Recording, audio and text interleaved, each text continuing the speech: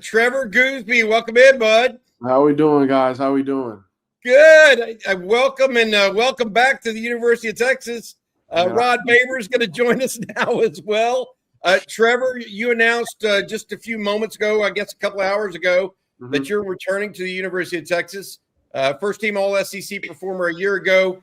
Why did you decide to return to Texas over taking your exploits onto the NFL draft early? For me, it was just kind of a decision that we made as a group. My family and I, my agency. For me, I just feel like I can just continue to get better and continue to develop under Coach Flood and under Coach Sark, and I also feel like we have the opportunity and the chance to win the national championship this year, and I want to be a big part of that. So, hey Trevor, before we get back to your decision around Texas, I want you to take people through. What was your height and weight your spring of junior year when we saw you at the Under Armour camp in March? And talk about the process when you entered college in your mind to get to where you ultimately want to be and where you're at in that process.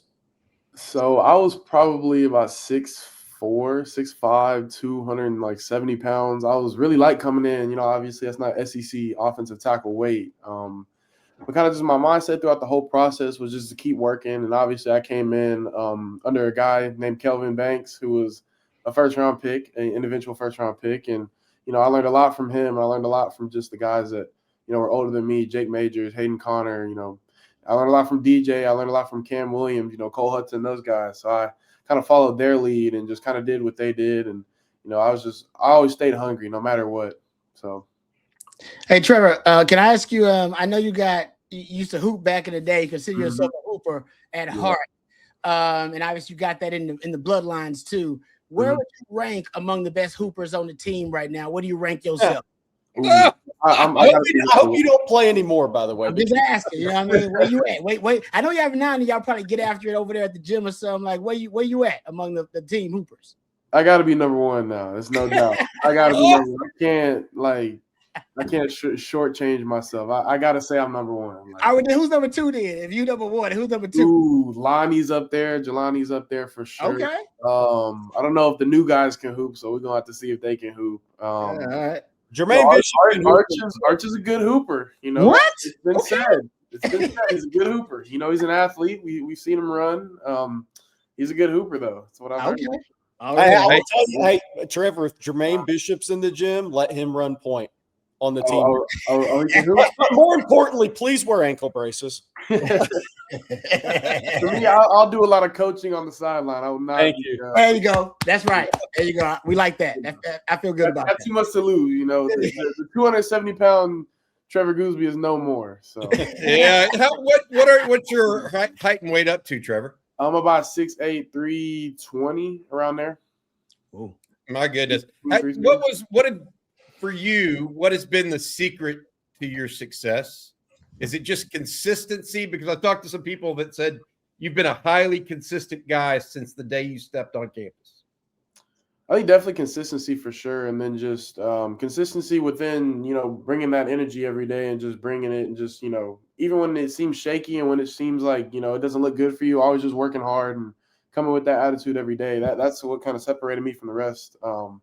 That as well as, my genetics also helped a lot, crazy being a late bloomer. So that definitely helped. But that and then just also being disciplined, just, being really detail oriented. Because, like playing in the first game I ever started in was the A&M game. I call that my first start. But also for me, like what I learned from that game is, preparing as if I am the starter, even when I'm not the starter. That was kind of the thing of always being prepared and just always being ready, because at any given moment your number can get called. So yeah, you were actually introduced to Texas fans during that game, right? Mm-hmm. You come in after Kelvin Banks, who had a really healthy career at the University of Texas before being a first-round pick. You get introduced at the first quarter. Kelvin Banks goes down, and we're like, oh, boy, what's going to happen? You come in there, and you play left tackle. Mm-hmm. The very next game, or 2 games later, you're playing right tackle for Cam Williams against Clemson when he goes down with an injury. What's it like being the backup on both sides? Because I think that was one of the more rare feats of an offensive lineman for Texas in recent history. Definitely was nervous. Just having to play both left and right. It's once you get it down, it's fairly, I wouldn't say easy, but it's doable. For me, when I first started doing it, it was tough. I always tell people it's like shooting a basketball with your left hand. Like, you know how to do it, you just can't get the mechanics down. You can't, like, it's hard to flip. No. And going into like the Arizona State game, the first game I had to start at right tackle, I was a little nervous. Just can I really do this? Can I really do it at right tackle? I hadn't been playing right tackle that long, and I got in the game and got comfortable, and the rest is history. So. Hey, we got a question from the chat. I want the chat. You guys send in a couple of questions. We'll try to get a couple of questions here. Todd Lacey asked this, and I'm going to add something to it. Trevor, what's the ideal weight you want to play at when you're a year older and 26 and headed to the NFL? And also, what areas do you feel like you need to improve most in this final season at Texas? So I would say for my ideal weight, probably like 320, 325, but it's more of a body recomp, if you will. Getting my body fat down, and I want to be like 325, but ripped, not fat. And I would say the biggest things I have to work on definitely is lower body strength, being able to just bend better and, anchor down bull rushes more. That, and then also just, consistency in my footwork. Because, I'm a great athlete, and, that's one of my, redeeming qualities. But once I can consistently get my footwork down and add that to my athleticism, it'll really pay off for me. So. All right, Trevor, who's the you played against some really good pass rushers, obviously, and stonewalled some really good pass rushers in the SEC. Who do you give props to? Who's somebody you faced that you thought legitimately gained a lot of respect in your mind? Ooh, definitely Mykel Williams. That was probably one of my toughest in the SEC championship. Obviously, Mykel Williams, Jalen Walker. I've gone against a lot of good pass rushers. TJ Parker was really good at Clemson. Peter Woods was tough. Peter Woods was super strong. Cassius Howell was really fast. That was a guy that I felt like I was playing basketball the whole game. He was quick off the edge. He was fast. He gained my respect for sure. Quincy Rhodes from Arkansas, he's really good as well. He's kind of a longer guy, but he's really twitchy. So he definitely gained my respect. A couple more guys. So R. Mason Thomas as well from Oklahoma. Nice. Yeah, so. Hey, Trevor, speaking of basketball, we got to ask this question. How much will it mean to you to have you and Austin on campus as Texas athletes together next year? That would be awesome. Just, having family there. For me, family means everything. So having, a brother that plays, at the same university as me, it means the world to me. Just that brotherly connection, me going to watch his games and him coming to watch my games, it'll be awesome. Hey, Trevor, the thought process here for you going down and coming down to going pro or coming back to Texas, obviously these days NIL alleviates some of the financial burden that you might put yourself through if you were to not go to the NFL draft, right? So it's not the black and white decision it once was, where you stay, you're not getting any money. You know what I mean? You go pro, that's where all the money is. Did that help you return to Texas in the way that part of the equation wasn't weighing on your mind as much, going from, I'm not asking you how much you're making in NIL at all. Don't get me wrong. I'm asking, did the threat of that there being no money whatsoever allow you to come back to Texas this year, in your opinion?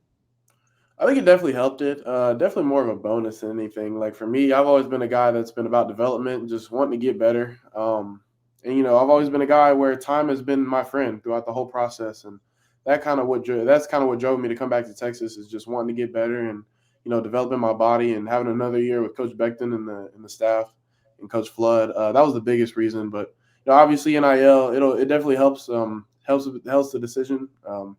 Like you said, it alleviates some financial issues, if you will.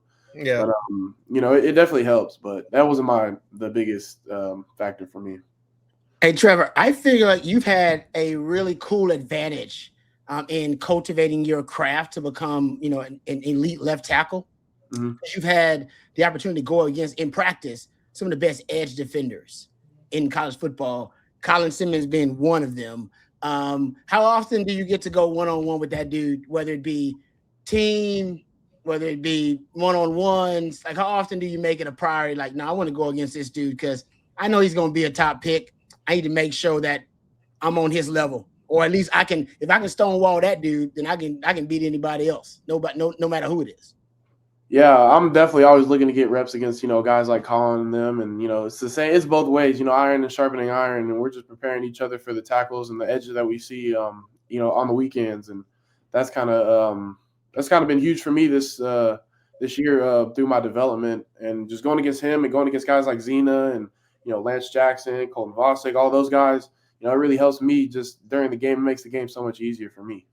Hey, we got a question from the chat that's actually very interesting. I'm interested to see what you say to this. Mm-hmm. Troutlaw 983. What's the diet like for an offensive lineman? And does Torrey Beckton and the nutritionist have you on a different diet than you prefer? So right now I'm not really on like a huge, like, I guess, strict diet. Like, oh, you got to eat this, you got to eat this, you got to eat this amount of calories. But when I was putting on weight, I think my diet consisted of like 6,500 calories a day. It was a lot. That's crazy. That's a lot when you're not a swimmer. For a while. I can't lie. It was tough. Does it? Hold on. When they say 6,500 calories, do you get to pick whatever you want to eat for those calories, or do they have specific items that you have to consume to get that 6,500? Or you can use the whole time? I wish, man. I wish. That would have been nice. I go over to Style Switch, give me 6,500 calories worth of barbecue, man. Yeah, that would have been easy. But usually they'll give me like an array of options, and I get to choose from those options. And yeah, I'm not a picky guy, so it wasn't that hard to choose something. It was just hard to get it down, So. All right, we got one more. We got another question for you before we let you go. Trevor, would you eat a corn dog with mayo? Don't do it. Corn dog with mayo. Don't do it. I can't, man. Yeah. I'm more of a ketchup guy when it comes to corn dogs, but it's got to be a Fletcher's corn dog from the State Fair. There you go. Gotta be. Jesse also says thanks for staying another year. Let's finish it up here. Anybody have a final question for Trevor before we let him go? Go for it, Jerry. What did you see improvement? What was that like being a part of it? And what did you see as the biggest improvement that Arch made over the season, getting comfortable as a first-year starter? That's good.